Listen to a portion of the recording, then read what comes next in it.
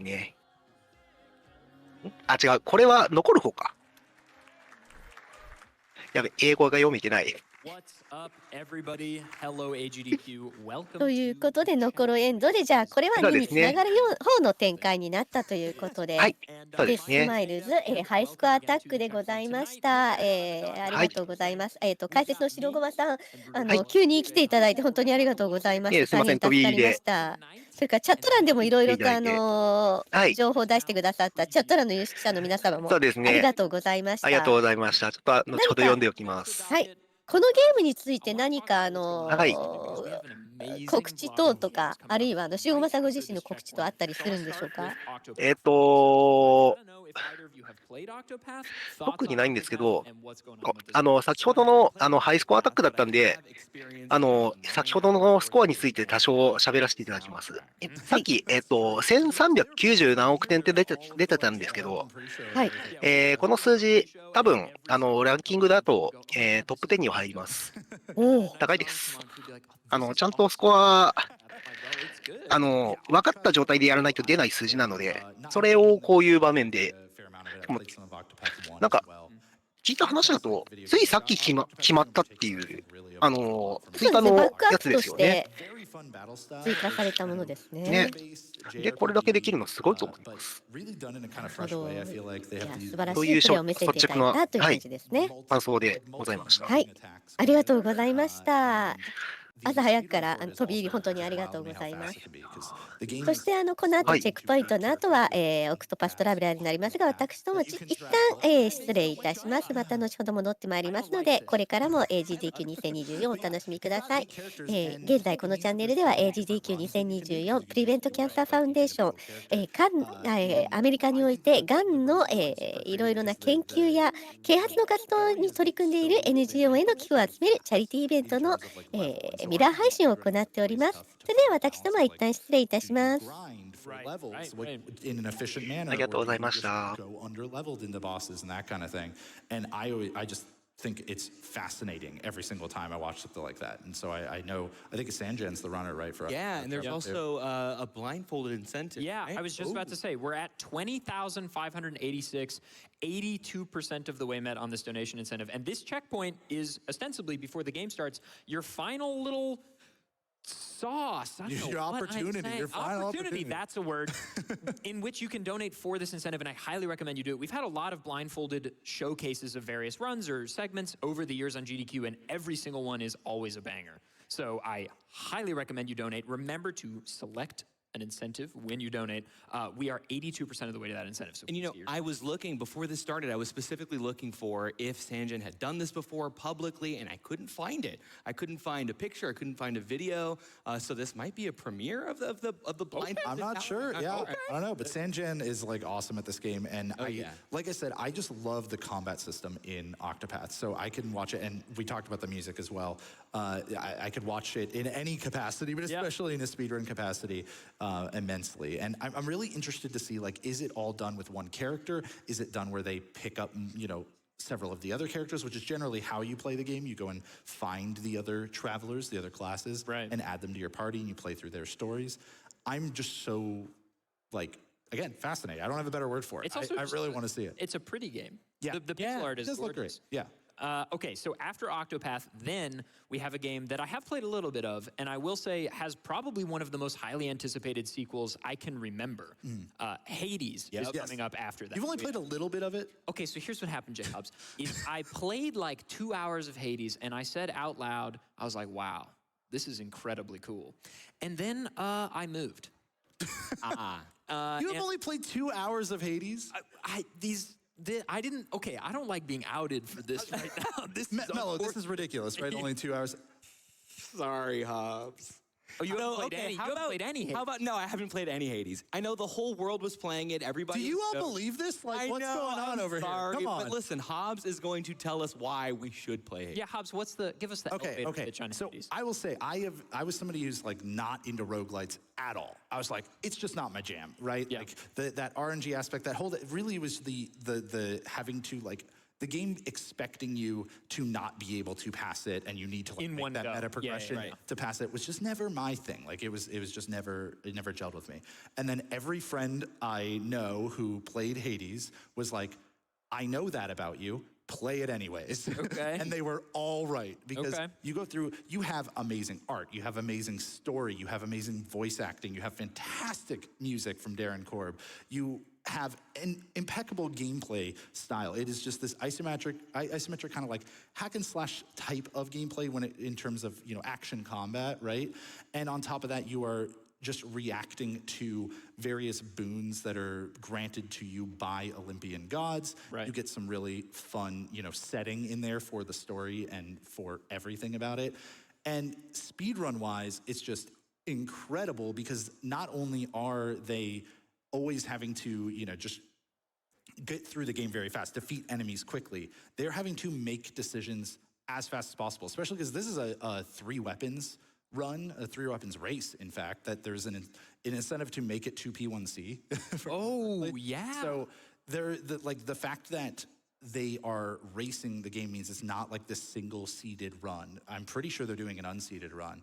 And even if they were doing seeded, there are some aspects about it that like are not going to always be the same. So they have to, in the blink of an eye, make a decision every time they enter a door for a new room.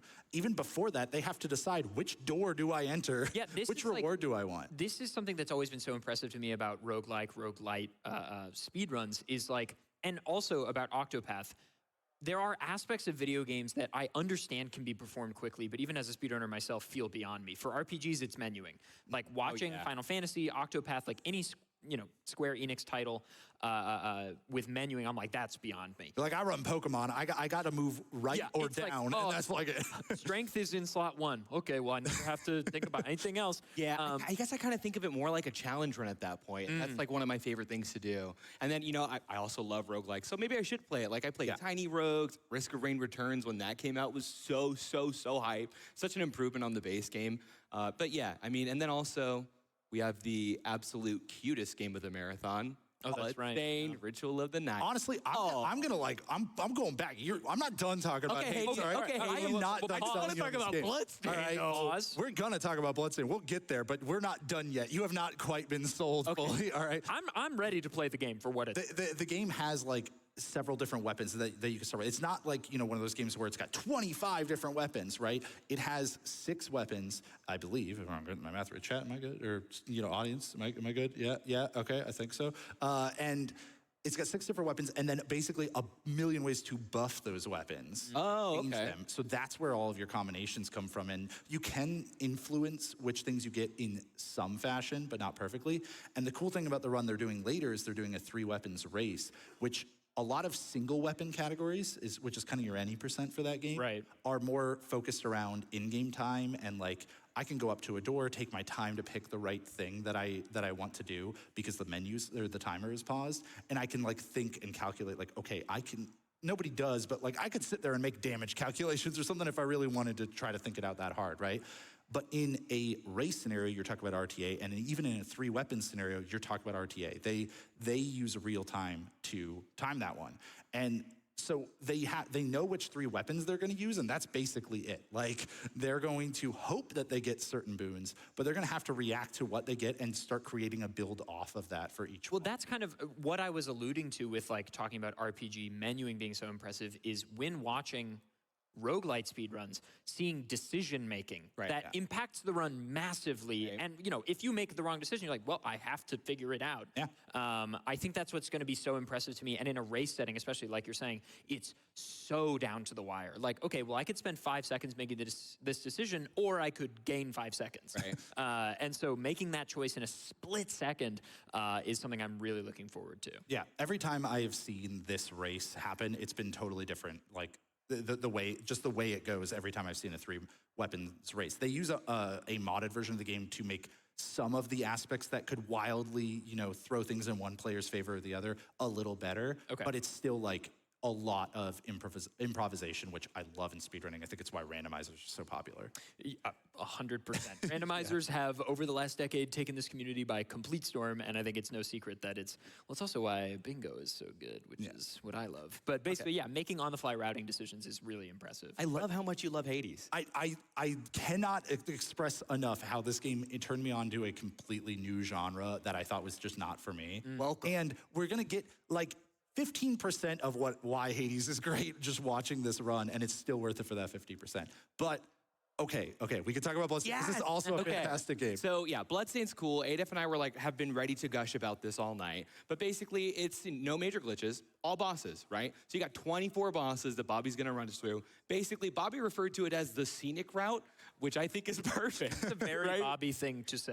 Right. And as I was saying, it's run that makes you go aw, because you gotta say aw at all the cute kitties and dogs. There's a bunch of cute cats and dog heads that we get to fight along the way. That look wildly demonic. Yeah, and adorable, right? Sure. Somebody said on Twitter, if there's a cute thing, Mello's gonna hug it. I was like, that's true. That's so true. The problem is if you hug one of those, you die in the game. Well, was it worth it? Unless you're Bobby. Unless you're Bobby. Unless you're Bobby. He's got hug shreds. Bobby gives the best hugs.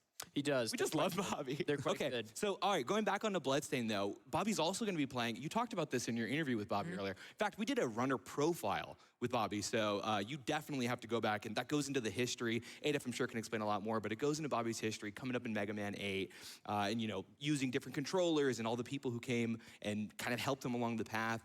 But, focusing more on the controller. So it's basically like an old arcade stick setup, except there is no stick, right? It's like all tactile. All Bobby described it as a glorified keyboard. Yeah. Like it kind really of fancy keyboard. Spaced out. Right, I would imagine if you were really good on the piano, you'd be able to pick this. I have one myself, right? And it's very fun. When I was playing Street Fighter 6, I immediately realized, okay, it's a lot harder with, the 6 directional inputs on a stick, when if you just have 6 buttons, you're hitting exactly what right, you mean to hit. So it's so much more consistent. It's all digital. There's no analog movement. Right, exactly. So, that's going to be exciting as well. And then, what else is there about Bloodstained? Well, so Zangetsu is the character. And there is just this Bobby gets into this rhythm of commentating where you don't even really acknowledge that every little piece of movement tech in the game is so flashy. I pulled a clip, just a literal random 30 seconds from his run of this same game. It was 2 or 3 GDQs ago. I just pulled a random 30-second segment for that interview I had with him earlier, and it is so sick. Zangetsu has this thing where you backdash, and there's little he's flying up in the air and doing jump attacks. I don't know what this is, but that's what I'm doing now. And it just, every little piece of movement looks so calculated and so beautiful. And then the boss fights themselves are so fast, and there's so much going on. And Bobby, meanwhile, is like, so anyway, when I learned this game. I know, and it makes fantastic for content to just watch, too. When you're watching Bobby stream, there's normally the ghost data. So you've got a green dot following on the minimap, seeing where his run is. Now, the ghost data is going to be inaccurate because that's going to track Bobby's any %, right? And this is all bosses. So can't follow that in this run, but one more reason to watch Bobby outside of here, too. Yeah. And I actually learned, so Kizaron and I both learned how to speedrun Bloodstained Circle of the Moon rather than Ritual of the Night. Yeah. So I have played Ritual of the Night, but I haven't speedrun it. And even Circle of the Moon, which is super basic in terms of the core in-game mechanics, had a lot of complexity to it. So when you go to Ritual of the Night, which is far different and far more advanced, supposed to be kind of more like the Soten era of Castlevania compared to exactly the NES era. Yeah, the old era.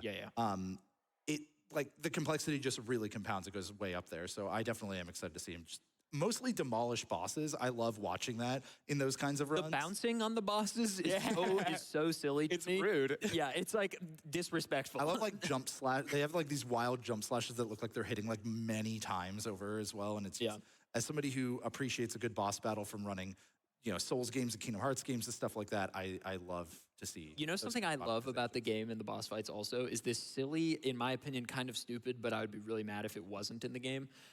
When a game has damage numbers coming out of the boss and those numbers mean nothing. But I'm still where'd the numbers go?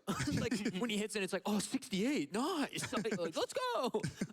It's just very silly to me, and I know it means something to him because, I'm using this weapon, I'm doing this attack. But it's just very funny to me, and I would be sad if it were gone. Well, boys, What a wonderful little chat we've just had. Yeah, we're all cozy and happy. Like it's just a great Tuesday. It's a good day. It's a good night. And I'll say this is like one of my most anticipated evenings out of the week for these 3 games in a row, and that's like genuine, not just because I'm sitting here on camera. Like that, I'm very excited for these 3 runs and the runners that are involved in all of them. So please, folks, stay tuned. Like tune into that kind of thing. Absolutely. Well, everybody, we are going to throw to some more Checkpoint content in just a little bit here. We're going to have a little Frame Fatales preview, so stick around. I've been Adef, joined by Brutal Mellow and J Hobbs. Everybody, thank you so much. We'll be right back. Thank you so much, Adef. Hi, everyone. Hope you're having an amazing evening. My name is Frozen Flagon, and I am so excited to be up here at the host desk. So yes, I completely agree. These next runs are going to be amazing. Sanjan is fantastic. You may have caught this run at GDQX and seen her do this run, you know, Octopath Traveler 2 as well, Frame Fatales before, but this is gonna be the big stage. She deserves it. So excited for that. And also, we still need to make that incentive to see the Galdera fight blindfolded. We are at 21,000 out of 25,000. And if we make that, we're gonna be really close to $400,000 total. So please keep those donations coming in. And you know what? I've already seen so much love coming in for Sanjan as well. We've got $50 from Bubble Mountain saying, donating for the Octopath Traveler 2 blindfolded Galdera fight so that we can eliminate that devil we call cancer. Thank you so much to everyone who has been donating, seeing the number climb up. Oh my gosh. We also have another incentive for Hades. You all did an incredible job of making sure we're gonna pet Cerberus 30 times, but we also wanna see more Hades. So we have $50 from Farge saying, long overdue for my first donation of this year. Let's get that Hades incentive met. Absolutely. Thank you so much for your donation. And you can check out all of the runs that you're going to be seeing. Go to gamesdonequick.com/schedule. You know, we got Octopath 2 coming up, Hades we've talked about, and we have Bloodstained Ritual the night after that. It's going to be just an incredible evening. I love seeing people coming into the crowd. Thank you all for being here and making this an amazing event to be a part of so far. We have $25 from I Rock This saying,